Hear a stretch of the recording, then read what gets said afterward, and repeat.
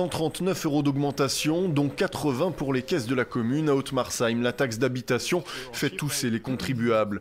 Dans cette commune de la bande rhénane, qui compte plus de faibles revenus que ses voisines, cette hausse fait des mécontents. Les revenus moyens de cette commune sont les plus bas de l'ancienne communauté de communes, finalement, et ça a quand même du mal à passer. Et les gens qui devaient bénéficier de la réduction proposée par le gouvernement cette année, en fait, se retrouvent au même tarif que l'an dernier.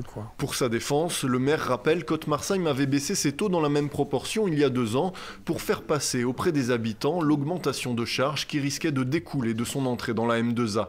On a remis le taux à un moment donné à son niveau avant fusion avec la M2A. Et je vous rappelle juste qu'en contrepartie de la fiscalité locale, il y a ce qu'on appelle les services publics. Et là, très honnêtement, Haute-Marsheim n'a pas à se plaindre.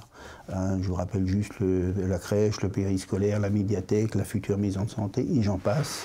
Ce qui est sûr, c'est qu'à Haute-Marsheim, l'exonération promise par le gouvernement ne se verra pas sur l'avis de taxe d'habitation. Une situation qui va se reproduire dans diverses proportions dans 252 autres communes d'Alsace, dont Wittenheim. Ici, la hausse est plus modérée, 0,15% en plus, mais le maire n'a pas apprécié d'être montré du doigt par le gouvernement. En quelques années, la dotation globale de fonctionnement a baissé de 739 000 €. Un point de fiscalité à Wittenheim, c'est 42 000 €. Vous imaginez, ça veut donc dire qu'en quelques années, l'État, les mêmes qui nous donnent des leçons, nous ont pris l'équivalent de plusieurs points de fiscalité locale. Un siphonnage des finances locales qui n'est pas près de s'arrêter pour compenser la suppression promise de la taxe d'habitation.